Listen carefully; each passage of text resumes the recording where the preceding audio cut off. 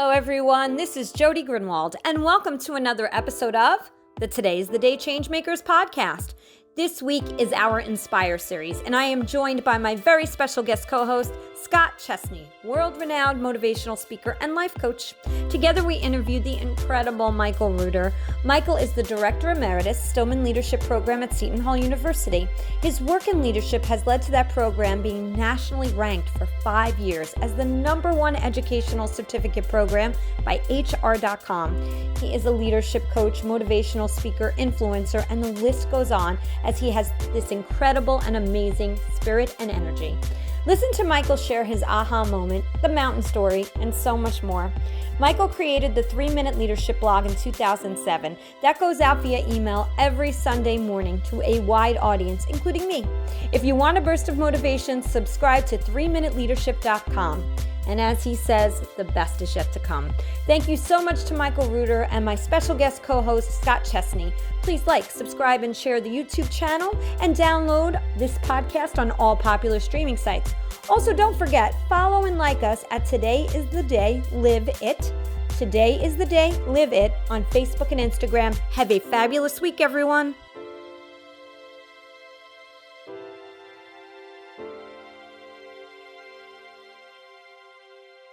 Hi, everybody, and welcome back to another episode of Today is the Day Changemakers. As I always say, I am super, super lucky to introduce and to be able to have guests and special co-hosts on this show, all who are the motivators, the inspirers, and those who are making a difference every single day. And today, I think you're going to see a lot of energy and hear a lot of energy on this episode. So I'm super excited because I have a guest co-host. Scott Chesney is with me today. Hey, Scott, how are you?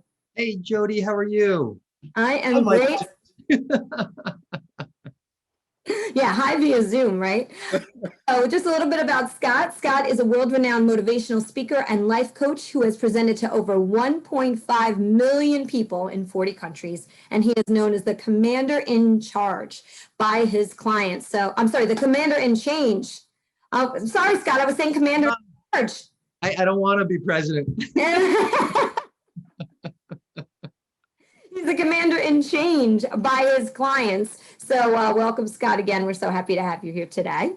Pleasure to be here. Our guest extraordinaire today that both Scott and I will be interviewing is Michael Reuter. Hi, Michael. How are you? How are you doing, both of you? How are you this beautiful day? We are great, and we're great. It's so great to see you. So thank you for being on. I'm going to read a little of your extraordinary bio, and we're going to have a great conversation with you in a minute. But Michael is a native New Yorker, and Michael, so am I. I was born and raised in Brooklyn too, so we have that in common. So look at that. And he graduated from Cathedral College of the Immaculate Conception and Jesuit Seminary, and graduated with a bachelor's degree from St. Peter's University. He has over 25 years in experience as an executive coach and mentor, and has led and implemented many successful organizational change management initiatives. He's co-authored several papers on the career learnings and experiences of various senior executives. He is a motivational speaker on the subject of leadership, and he writes this amazing 3-minute leadership email that comes every single Sunday, which we're going to talk about also because I want to share a lot more about that. He's a member of the Board of Directors of the United States Hispanic Advocacy Association, and also the board's ambassador for leadership. He's a former executive chairman of the board of trustees of the Raise Hope Foundation, and he just retired from Seton Hall in 2020. And what I love that you have written at the very end of your amazing bio is the best is yet to come. So Michael, welcome. Thank you so very much. Well, we're thrilled to have you here. And so I mentioned Seton Hall, but I know you just recently retired from Seton Hall in 2020, right? That's correct. Can you share with us a little bit? I'd love to hear a little bit about, and I know that you have done extraordinary things at Seton Hall, but I'd love for you to share some of the things that you did do while you were there. It was a joy. It was one of those beautiful moments in life back in 2007 when Karen Boroff, she was dean at the time, and one of the greatest change makers that I know, she hired me. I remember the day she hired me. It was one of those come visit us. We'd like to ask Alcatel-Lucent for some senior executive coach. I walk into the room and I still remember the words. It was a Friday afternoon. I say, envy the hell out of you. Everybody in the room said, who's this guy? I said, you all have PhDs, you teach at the university level. I do this thing in leadership. I taught at the graduate level. Let's start the meeting. And Karen turns around to me and she said, Michael, you may be interested in this position.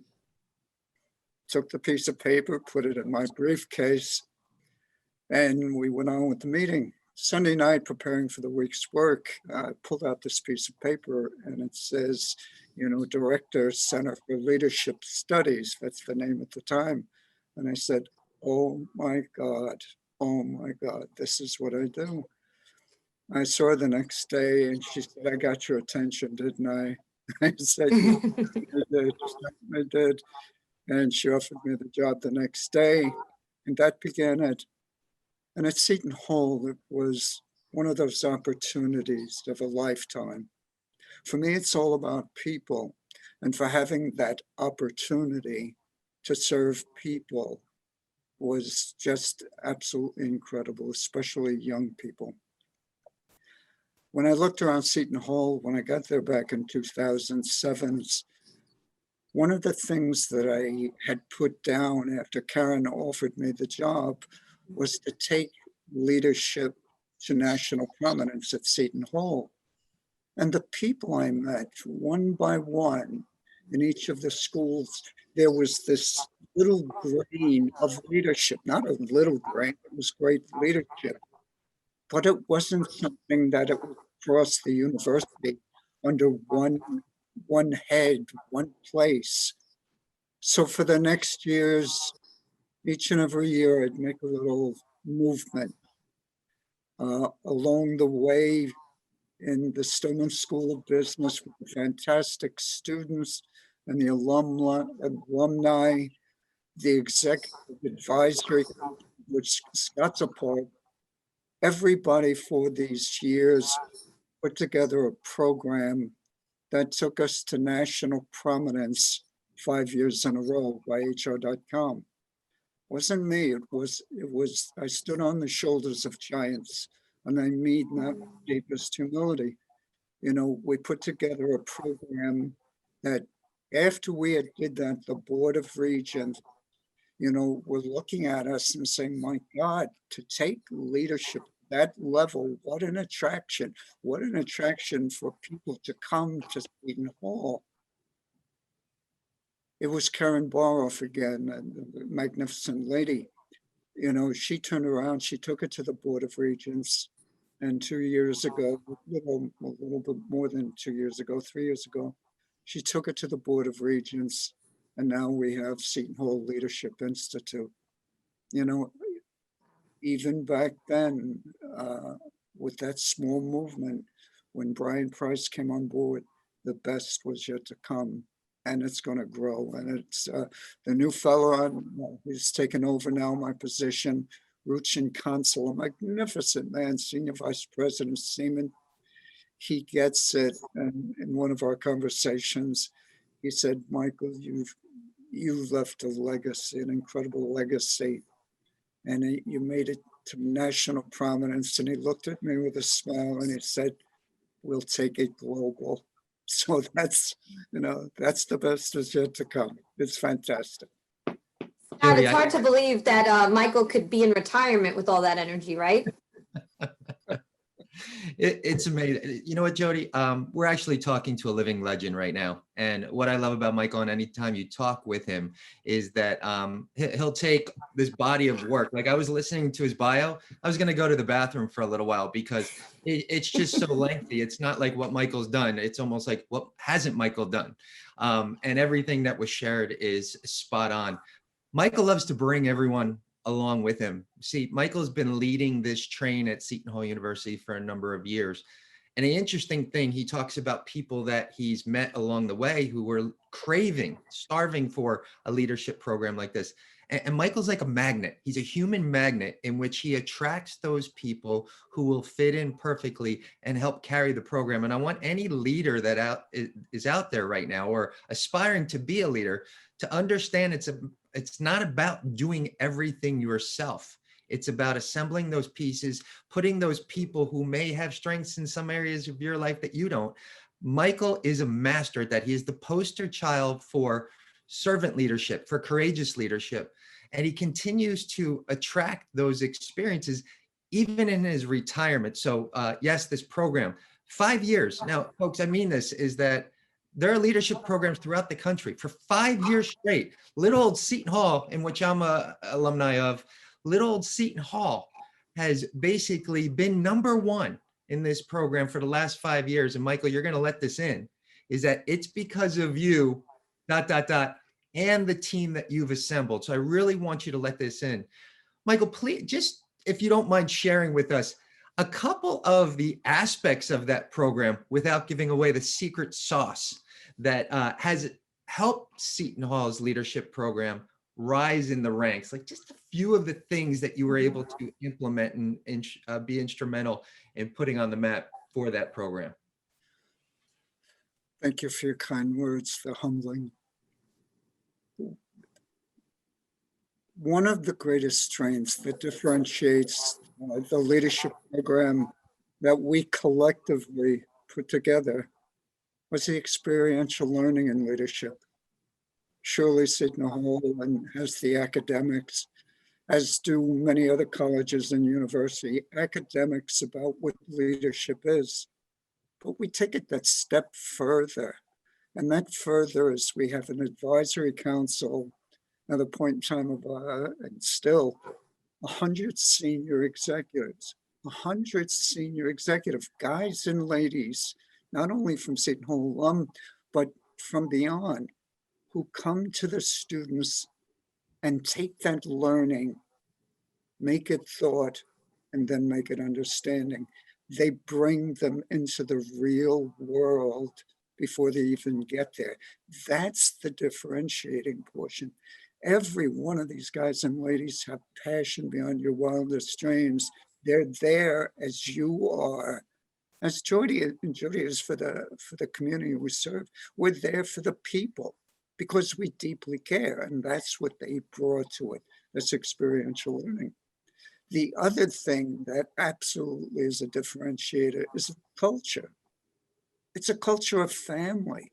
That it's, this is not something you come in, you do a checkbox that you are part of a team, I'm part of an organization. No, it's beyond that. It's a family. As the students themselves have put their mantra, leadership is for life. It's a connectivity where they are there for the current students as the current students will be for the many people that come after them. The executives there, I got a call last night, from Bill Bartzak on our council. He's speaking about the years of excitement, the students that he still coaches and mentors. That's the family we have. And it's those two things alone just take us miles and miles above. Now, as for sharing the secret sauce, I remember I spoke with the CEO of HR.com after we won the awards. She said, Michael, you have an idea to share this information with other colleges of universities, set up a national board of colleges and universities to share this. And she said, I want to do this. And she brought in a very senior marketer. We were sitting around the table, I still remember it. And he looks at me, he said, why are you doing this? And I said, what do you mean? Why? He said, why are you sharing this? You're number one in the nation. Why are you sharing this? And I looked at him and said, first of all, if I can't, we can't, Seton Hall University can't stay number one, they don't deserve to be there. This is about sharing knowledge, sharing best practices so that we can all be there. And he looked and he said, oh my God, so that's that's what we're about. It's all about people. It's all about taking each other to new levels of learning, of being. That's the great part. That's the exciting part. I hope I answered your question. Yes, sir. You absolutely did. And I have to tell you, thank you for doing that, because I think that what's so important is if we don't share that type of knowledge with the world that you have created, then people will be missing out. So you absolutely started an something amazing and incredible. So, I think everybody else thanks you for that. Leadership and servant leadership is so very important. I talk a lot about it on this podcast because there are all different types of leaders. And the important part is to learn from those who are doing it right and who are getting the results. But I have to ask you this question because you have so much energy, Michael. How does it actually feel to be in retirement? Because to me, it doesn't sound like you really are in retirement. I don't like the word retirement. that like you and Scott, that'll never happen. It's transitioning. It's transitioning to two pieces of our life that we knew and loved, but because we got caught into, we chose to get caught into a new world of giving, and that we've forgotten some of these fun things that we do. It's the eye-opening, the time to better understand who you are, where you're going, what truly the next step in your life's going to be, the new path. And it's, not a mystery. Oh my God, I'm just going to sit here behind my desk and do more work. No, the best example I could give about opening my eyes, I love to run daily. I love to run daily. And I've caught myself out on the daily run, stopping and just looking around. How beautiful it is. All of a sudden, oh my God, there's stuff out there that I've forgotten along the way. I've forgotten about the fishing I loved. I've forgotten about the painting that I love to do. But it's an opportunity now to do that. Do I still get calls from the students, the alumni, executives, people I know and love? Absolutely. And that's a joy. Do I miss them? Absolutely. I miss them. But it's a new path. And again, the best is yet to come. What is it? It'll come because we'll all choose to find those things. This opportunity just to be here with you and Scott this morning. Oh my God, that's exciting. Good morning. Good. Jody, I have to chime in here because Michael is like one of my dearest friends. He's a mentor. He's also a coach, and kind of have this wonderful exchange and best raising one another's energy and levels of greatness, whatever it is that we want to create in our lives. And to just, I'm actually a little emotional over here because anyone who knows Michael knows that like he was nonstop. He was nonstop in his work. I mean, there was no 9 to 5. I think Michael threw the clock out when he created this program and just said, I'm timeless and that's the way it's going to be. But Michael's realized through some trials and tribulations, which just has expanded his platform and which he continues to share with others, is those moments that you pause and you hit that pause button and you stop. So I'm a little emotional over here because Michael's running and I love it because he gets his exercises and everything. And he does so much running that I was going to ask him if in his retirement, if he would deliver breakfast to me each morning, like on his I'm 2 pounds over. But knowing full well, I love you. Probably need to lose a couple pounds. I'm absolutely. I love that Michael's hitting that pause button. And if you think about this, whether it be an exercise routine, running, someone on a Peloton bike, stopping, not because you're tired, not because you're sick, not because you have an injury, but because you choose to do so. Right. And that's where this man, and he's always had a balance, a unique balance. I just have so much more reassurance right now, knowing full well that like he's creating even more balance in his life on his terms, That's what retirement should be about for everyone. It's not to say what's going on with that person, and that person has to be mine. It's not like this all the time. Sometimes it's this way, sometimes it's that way with regards to balance. Is that Michael is finding the balance within himself that works for himself. And first and foremost, that is your dear friend, Michael. I'm just so proud of you, because there's so many people that, put their hands up in the air when they've been so busy and getting things done that, retirement scares them. It's not like, oh, let me just put my feet off and sail into the sunset. Michael is finding that balance. And I just love you, and I'm proud of you for doing that work on yourself. Thank I you. think that is so important to take that breath, whether it's during retirement, but also I think that we have to start doing that throughout our lives, throughout our careers, because as you said, Michael worked there, he threw the clock away, right? And a lot of people do throw the clock away. And it's so great because you accomplish so much, but then you realize one day, wait a minute, I've been doing the same run like you were saying, and I didn't have the time to stop for a minute to enjoy the moment. I created way back something after my father passed away called "What Color Is Your Sky Today?" Because I had actually looked up at the sky after he passed away and realized I hadn't been really looking at it for all those years because I was working 80-hour weeks. Wow. And every day our sky is different internally and externally. And I think it's beautiful what you just said about, hey, wait, I was doing this run. Now I can enjoy it. So I think that's a message. Actually, what message would you have for those who may not be taking the moments throughout their life to enjoy because they're putting themselves doing so? I mean, you were doing it, I've done it, where you're working from morning till night. How do they take a moment for themselves, especially right now?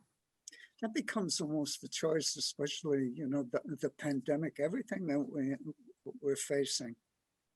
It is that choice each morning that we have. It's the mindset. And the way we think, if we choose, and it's a choice, if we choose to wake up in the morning and see life as, oh my God, it's another day, I have to put on the mask, or, oh my God, I'm not going to see friends and everything. This is a problem. It's a problem. It's a problem. We've made it a problem because our mind says it's poopy, it's not going to be fun, I'm not going to enjoy this. Yeah. But to have a mindset to wake up in the morning, every morning, and eyes closed, eyes open, you say, this is going to be the best day yet. It's different. It's different. It creates something different. Similarly, you just relate this to the work environment.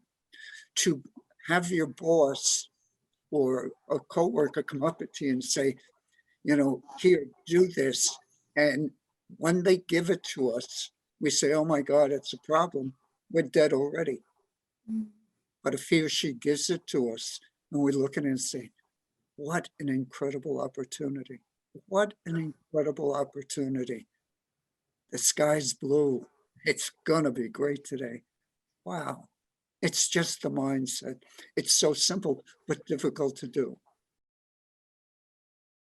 This episode of the Today is the Day Changemakers podcast is sponsored by the Zach G. Applaud Our Kids Foundation. The Zach G. Applaud Our Kids Foundation provides 100% funding to children living with financial barriers to take ongoing lessons in dance, acting, instrumental music, and vocal instruction.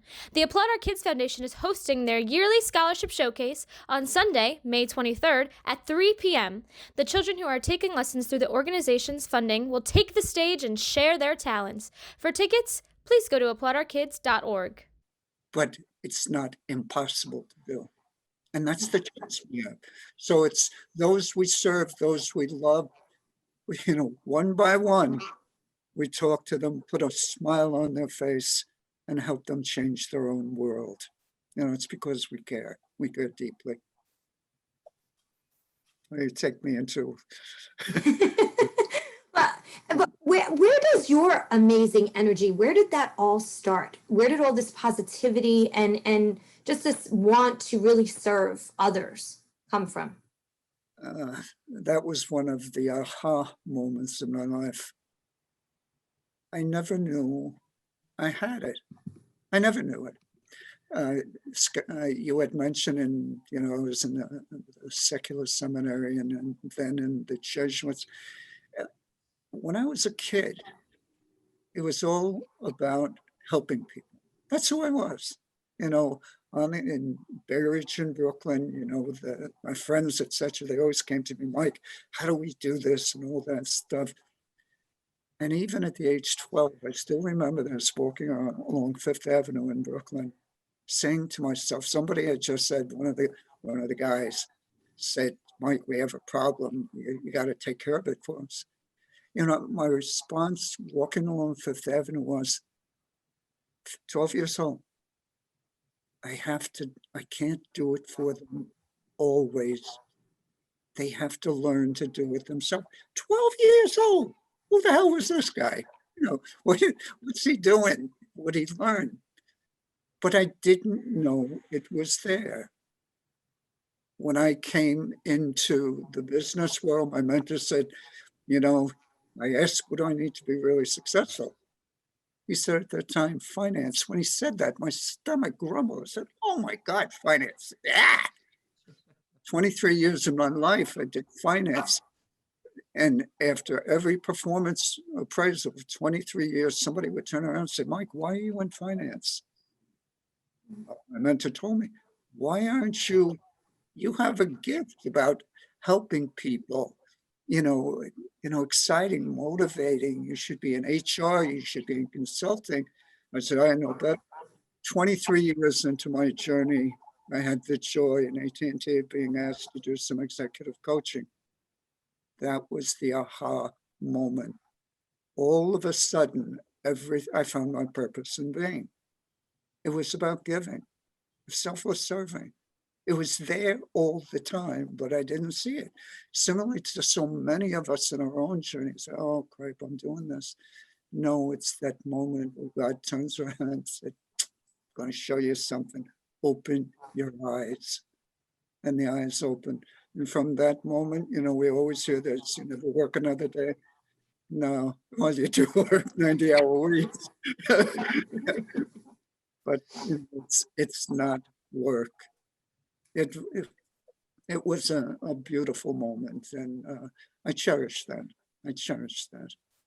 Very much. But it's amazing to watch Michael, because he can obviously start the day, and he can get that energy from within, and he taps into that purpose.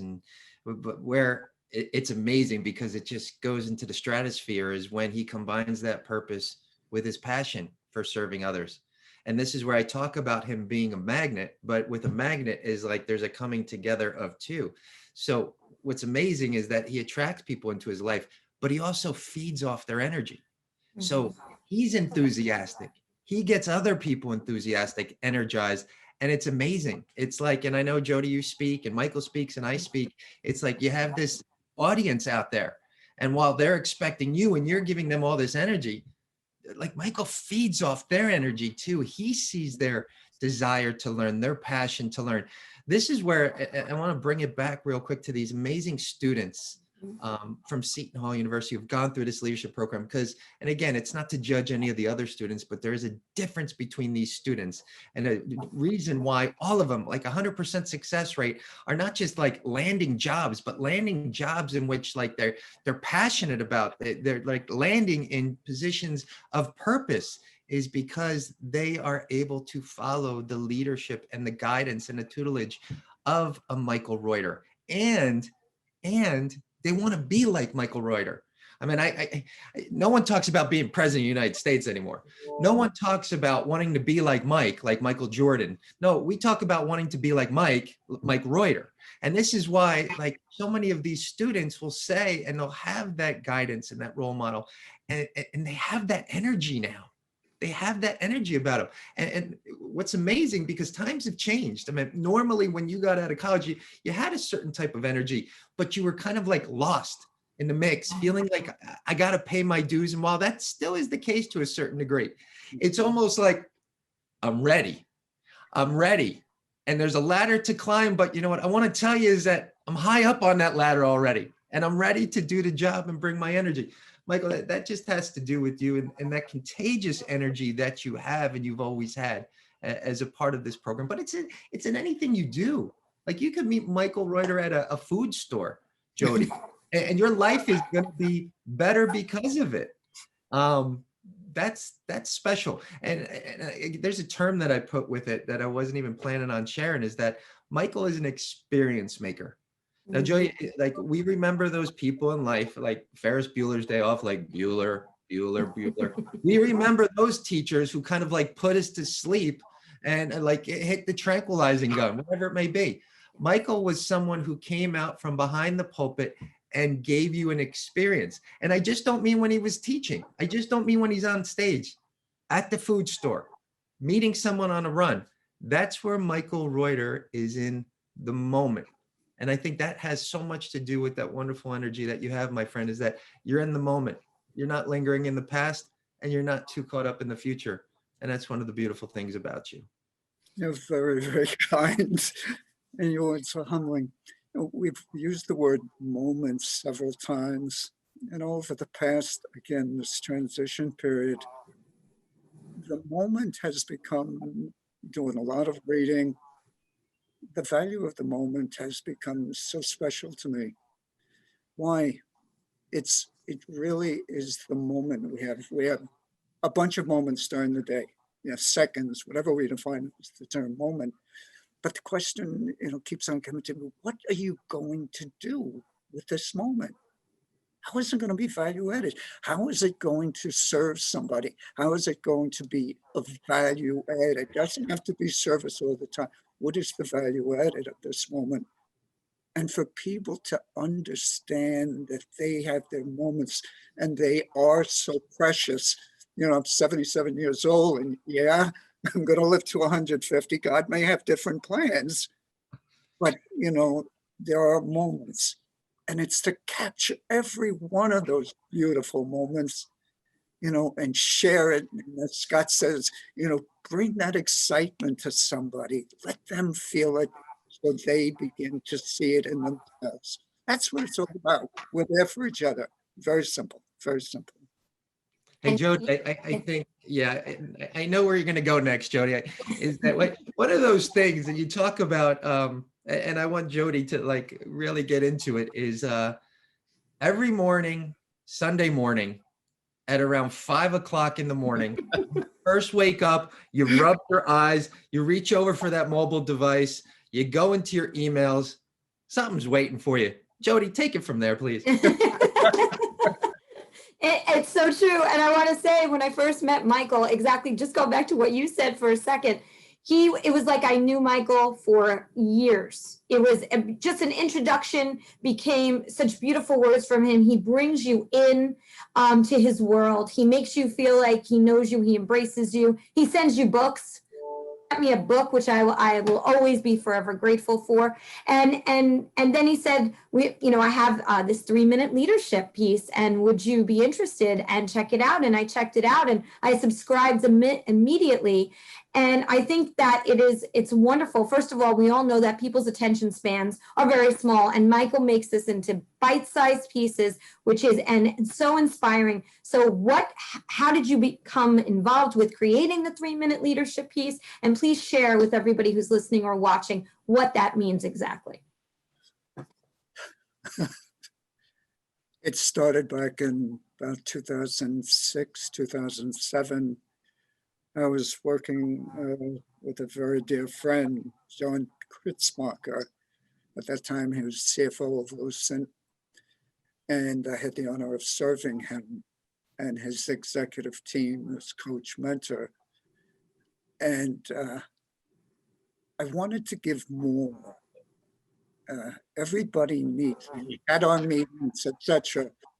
But what can you give to somebody that was brief, 3 minutes?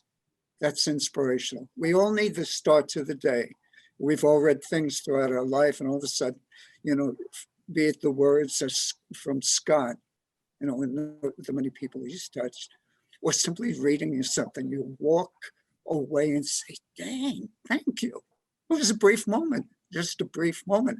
I received a note this morning from one of my alumna, and she said, I've changed my habit from Sunday morning to Monday morning, the 3-minute no. Why? Because I get inspired and I change my people. Holy God, fantastic, And by the way, in terms of naming, to recognize her, it's Elizabeth Berg, an incredible woman. So in 2007, I started that every Sunday morning to do it. I find inspirations from writings, from people, from life itself. And the feedback I've gotten from it, it's apparently very, very effective. It works for people, and feedback has been great.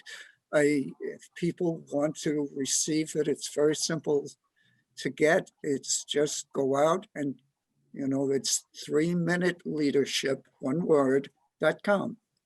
And there's a place to subscribe up. It has the complete history of all the 3-minute leadership. And please use them if you're writing a speech or something, they're there again in the spirit of sharing. People say, well, you should, no, it's about people. It's about sharing these things. And they are pretty good. He's found a niche, Jody. I have to tell you is that we all talk about the rooster waking us up. Michael's 3-minute leadership makes the rooster to wake us up. Right. And then we have a chance to read it. So, I mean, he's definitely found his niche. And there are leaders. I mean, we can go on for days, leaders who are worldly known, who have acknowledged Michael for this and for everything that he's created with this. And it's helped them with their lives. I'm just amazed by how long this has been going on, but yet every single one is different from the next.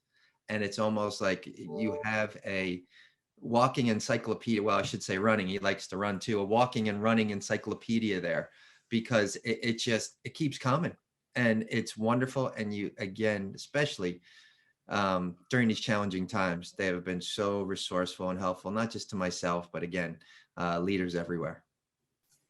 Absolutely. And I love, I started receiving it recently, and I read it and I always feel inspired, and I read it multiple times. Some weeks I need a refresher in the middle of the week on a Wednesday. There's no reason you can't go back and take a look at it. So Michael, thank you for creating such an amazing, and it's easy, right? It's 3 minutes of your time. It's worth it. So I recommend everybody go 3minuteleadership.com. Easy. Thank you.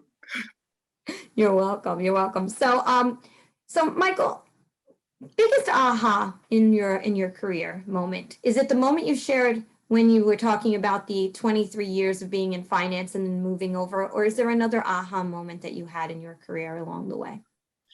Going back to the 23 years, that was the aha moment to really begin to understand purpose and meaning in life.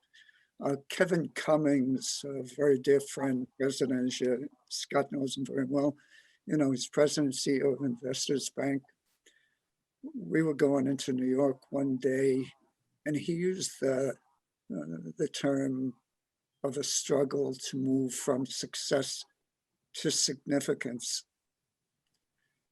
Back then, at 23 years, all of a sudden, I understood it was purpose and meaning in life. That was a great aha moment. I look back on my own journey. There were times that, in terms of my family, my relationships, was I the person that I wanted to be or could have been? There was probably a lot of areas of improvement. Do I regret them? Yes, in a way, but no, in a way, because they taught me something. It's always about the learning you get from experiences. We never fail in life. We learn. That's the word. And I learned from them. Betty, she taught me a lot along the way, and still learning. Lifelong learners. That's what we all are. If you're open to it, we all are lifelong learners. That's for sure. I know that, when I've listened to podcasts and things like that, I've had aha moments, right? And you talk about your aha moments as well. But there are people out there right now who are waiting for theirs. Some might have had some already, some that are waiting, some who don't have the energy that you have and that Scott has. And they're looking for that and they don't know how to find it. So my question to you is, what advice do you have for those people right now who are feeling very overwhelmed? They don't know where to start. They don't have that internal spark. Not everybody does. How do they find it? Where can they look and what can they do? We're in the middle of this pandemic. A lot of people in their careers, they're also juggling their children at the table, right? So now they're also teaching children while they're juggling their careers. And I'm sure they could use a word of advice. Boy, that's a difficult one. We all have eyes. Just as you use me as an example, I had eyes during all those years before, but I couldn't see. It took a happening in my life to open my eyes.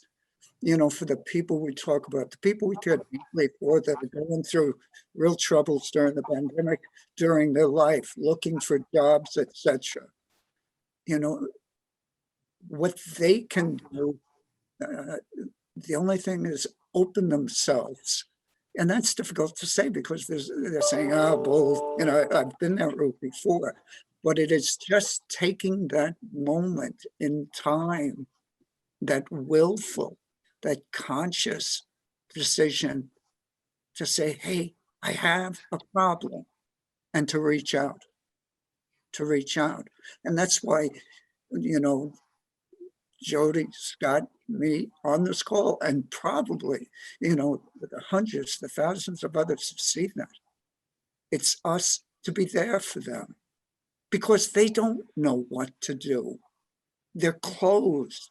It's, our work in life, everyone listening to that podcast, our work in life is to be there for somebody else because they don't know. They're blind. We're there to touch them and put a smile on their face that changes their life. I didn't answer the question, what can we do? What can they do? No, it's what can we do for them? Just a different way of looking at it because they can't see it, and we've all experienced that. Michael, that's great. And it's so true because I think sometimes people are waiting for someone to come knocking on their door saying, here's the answer. That's not what happens, right? It's not that simple. Scott, I want to pose that same question to you as well, because you always are an inspirer just like Michael. And I'd love for you to give your feedback on that as well. Yeah, it's a tough one. It's a tough one to answer. And I think it's different for all of us. And yes, there is the power in we, and there is the power in unity. But I know that each life is unique to oneself. So what I'm finding in my own life, but also those that I coach and those that I speak to, is just to remind ourselves of how resilient we are, how resilient we were before this. We like to minimize. See, if Michael tells me a story about his life, I'm going to be like really, really like inspired and motivated. If Michael tells himself that same story, he's going to be like, huh. And it's not that big of a deal, but we have to remind ourselves that we are resilient creatures. And again, while this is unprecedented times, I got that. Think of any challenges, even if the major ones come up, is that in those moments you didn't think you'd be able to handle them. And in many cases, not only did you survive, but you thrived in the face of those. So we need to bring those to the forefront. And also, which brings a little smile to my face, can you imagine a year from now, 2 years from now, 5 years from now? We're going to be around the water cooler. We're going to be at a kid's game or something. And we're going to be talking about like, wait a minute, what's going on in my life right now that's tough? I got through that 2020, 2021 pandemic. Like, this pales in comparison. So I think what's very important is for us to absolutely feel the feelings that are there for us in this moment, whether it's anger, frustration, not to suppress them, but to also, which I love to combat all those emotions, is to still, there's so much room for gratitude. What can I be grateful for in this moment? What are these challenges, as Michael mentioned, teaching me? How can I learn from these experiences and combining the two? And I think that helps us to gradually move forward. But we are, if anyone questions out there, because you're going to minimize it, is that all the moments in your life that you have had to be resilient, they have led you up to this very moment in which there's more resiliency. But I don't believe in coincidences, Jody and Michael, is that I believe that, again, not only do we have what it takes to survive this pandemic, but we have what it takes to thrive in the face of it. I just believe that as resilient human beings. Yeah. That was really, really wonderful message, Scott. So thank you for sharing that. I think it's throwing in the word perspective, as resilience and perspective, I think are two important words there. Now, Scott, I know you had a question you were going to ask Michael about something called the mountain story. Do you want to share a little bit about that? I'm excited. But this is where this whole conversation we're having is just flowing. And so we're talking about the pandemic. We're talking about challenging times. Look at that with regards to a mountain. So Michael, this is going to be just passing it off to you, is kind of like seeing beyond the mountain. And I'll just, before I get to Michael, is that Michael and I have had a chance to team up and give presentations together. Actually, Michael, we should do that again, but we should get a private jet. We'll talk about this after the call. I want to be in the audience. Out there.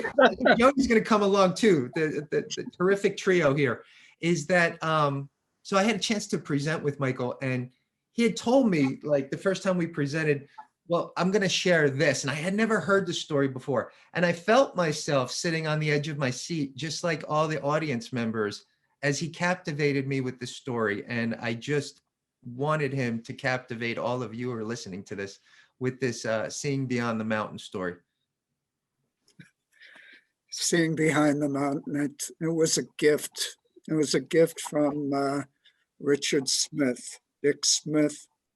When I first joined Seton Hall, Dick Smith, president at that time of Chubb, he took Chubb internationally. This guy, a magnificent man, a deep man, a caring man.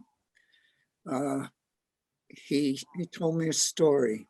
He said, Michael, when I have new executives, executive vice presidents, senior vice presidents, come in and to join my team, I sit them in my office and I then take them to the window in my office. And this was the Warren office at the time. And I'd ask them, these 3-4 guys and ladies, what do they see? And he said very dutifully, Michael, that they would look out the window and say, well, we see cars in the parking lot. We see fire hydrants. We see a building over there. And they go on. And he said, great. And then he said, I take them to this other window I had in my office. And I'd ask him the same question. And dutifully, they turn around and say, well, Mr. Smith, out there are more cars. There's stripes between the cars. There's another building over there. There are trees over there. And finally, somebody would come to the mountain. Outside this window, you could see a mountain. And he'd said, thank you. And then with a straight face, Michael, I'd look at them and say, what do you see behind the mountain? And all of a sudden, these guys and ladies, the look on their face, like, what's wrong with Mr. Smith? He said, please tell me what's behind the mountain. He said, I would use a very firm voice. And, finally, one of them would turn around and say, Mr. Smith, you can't see behind the mountain, like almost unbelievable. And he said, Michael, at that point in time, I'd look at them and say, I can see behind that mountain because I am a great leader.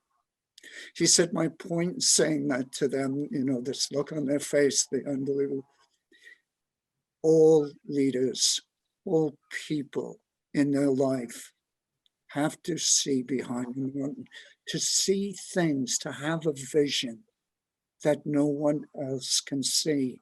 And that's the richness in each of us, the beautiful richness. Each of us have gifts inside of us that we're infinitely, that sounds crazy, but we are infinitely unique and diverse. The way we see the world differentiates us from everybody else. You see it in boardrooms, but somebody's saying, you know, I see it this way. And then this wonderful woman, I'm going back to an executive meeting, I was at, you know, strategy for the next year. This guy got up, said something, and I sat there and she sat next to me, shaking her head. And I said, everything okay? She said, I don't see it that way. She got the stage 10 minutes later, said what she had to say, and changed the world. That was a strategy. And each of us have that inside of us, and it has to come outside of us. That is the beauty of seeing behind the mountain in our own personal lives and our professional lives. It's the excitement, knowing, understanding, truly knowing and understanding that we see the world differently. But ever since we're kids, everybody said, don't say that. You know, somebody will say you're stupid. No. The thing that we don't say, that we don't share, can truly change the world. So that's what it is. We see behind the mountain, and it's so beautiful, and we can change the world. Thanks, Scott, for that. Yes, Scott, thank you so much for saying that. We have to have Michael share the mountain story. And I did, and Scott was not going to tell me what the mountain story was. He goes, you have to hear Michael share it. And wow, I got chills just listening to that. And you've just got this amazing talent, Michael, of energy. I can feel it. I hope the listeners, and I know the listeners will be able to feel the energy from you and learn so much just from our time together here. And Scott, thanks again for that. That was great that you brought that up. Michael, I ask every one of my guests the same question, and it's amazing because I feel like I'm going to put a book together of all the amazing stories that everybody shares, the answer to this question, which is, if you knew then what you know now, what would that be? And it could be more than one thing. Yeah, it's interesting. There's so many mosaic pieces from people I've met along the way that they've formed this picture. If I knew way back then purpose and meaning, if I knew that, and it was there, if I knew that, I could have added more to the people I serve. John Wooden, when he retired, one of his final speeches were, you know, the only regret I have in life is that I couldn't give you more. And, you know, for me, that's it. You know, I've spent all this time doing finance, you know, doing different things. That's not a regret, it's a learning, but I could have done more, and I wish I knew. So in terms of any, you know, coaching, counsel, giving to give to someone, is that find your purpose and meaning. And we do that with the students. Find your purpose and meaning, choose something that you love in life. Just don't pick a job. And I think Simon Sinek caught it best. And he has the finite mindset and the infinite mindset. Don't go for the short term. What is the end game of your life and what you want to contribute? I hope that answered the question. Oh, it totally answered the question. That was incredible. Thank you. And thank you for the book, because it's an incredible book to read. So thank you for that. I know we're short of time, and I want to make sure I want to have us close out on some closing thoughts. So Scott, closing thoughts from this amazing conversation today. Again, Michael is just one of those teachers and mentors and coaches that just continues to raise your level of energy, raise your awareness. And well, we all wish we had Michael Reuter in our lives, and I guess we do for this 45 minutes that we've been together. each and every one of you listening to this, do me a favor, do an inventory of those people in your life, your family and your friends, and just make sure that you have at least one of them that has a Michael Reuter-like energy that like really challenges you to be the best that you can be the best version of yourself, let you know then when maybe you're not firing on all cylinders and where there's room for improvement, but also the first one there to be your biggest cheerleader. I think it's very important that we have people in our lives like that. They enrich our lives. They make us better people. And those are the people we want to be around the most. They're not always family members. They're not always those people you grew up with and maybe your dear friends. It could be that person that you had a one-time meeting and met. And I will tell you this, I have tears in my eyes. Michael, whenever that day comes, because he's living to 150 and I have no desire to live like past 120. So Michael will be speaking at my funeral. And I will tell you this is that I'm just thankful because from the moment I met that gentleman and he invited me to be a part of his leadership program, I had heard so many wonderful things about him, but there were no words that could capture the experience and the energy he gave off in that initial meeting. And I said, this is someone that I want in my life forever. Yeah. So Michael, I thank you for all that and for helping me continue to raise the bar, appreciate where I am now, learn from the past, but say, you know what, what's next for me in my future? So I thank you for that gift that you've given me, the gift that you've given all of us today on this podcast. And Jody, thank you for assembling the team again. Oh, absolutely. I'm the one who's super blessed. You know, we met and I feel like I connected with the two of you, and my life has been enriched in the short amount of time that I know both of you. I've learned so much already, and the energy, I wish we could chat every day. I'd be, you know, I said that we're going to be buzzing by the time the podcast is over. Michael, any closing thoughts from you today to our listeners? Yes, in terms of purpose, meaning in life, Joe Sheridan, who's on our council, Scott knows him very well. Joe is president and chief operating officer of Wakefern, parent company of ShopRite. He has a game that he plays with the students, all the freshmen as they pass through the program. And he gives them a book, 6-word memoirs, 6 words that, and he asks them, gives them some example. He goes around the room and said, you have 30 seconds. What are the 6 words that describe your life? Somebody immediately asked the question, Joe, what are your 6 words? I married Joan, had 3 more. You know, his life was about his family. It took me 3 months, not 30 seconds. The words I have were live passionately, love unconditionally, care deeply. For those who see this podcast, what are your 6 words? What do you have, those 6 words that define your life? Find them and find the joy. It's incredible. Thank you so very much, Jody, Scott. I love you both. You all take care.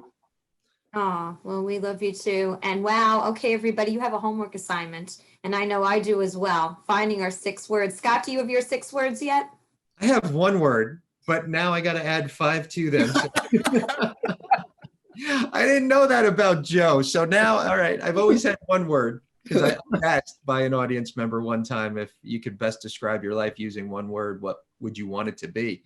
And this came from a senior in high school, and I was just like mesmerized by that question. And I went into my heart and the word real was there.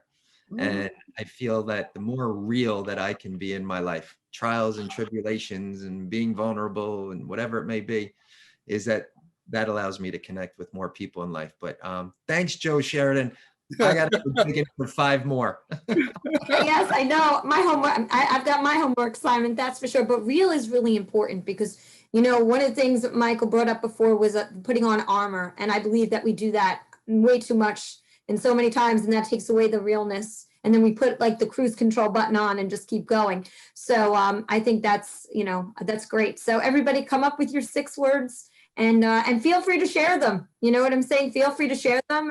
You can put them on the Today is the Day Live It Facebook page if you would like, or the Instagram page. And let's share them with Michael. I think Michael and Scott would love to see everybody's 6 words. That would be fun, right, guys? Absolutely.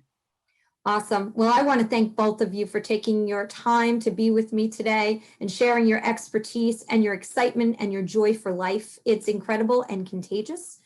And I want to tell everybody what I always say at the end of every single podcast. Today is the day. You cannot go back to yesterday, and you do not yet own tomorrow. So what steps, whether they're small or large, are you taking today to get yourself closer to the goals that you have set? Have a great day, everybody, and we'll see you next week. Today is the Day Changemakers podcast. Bye.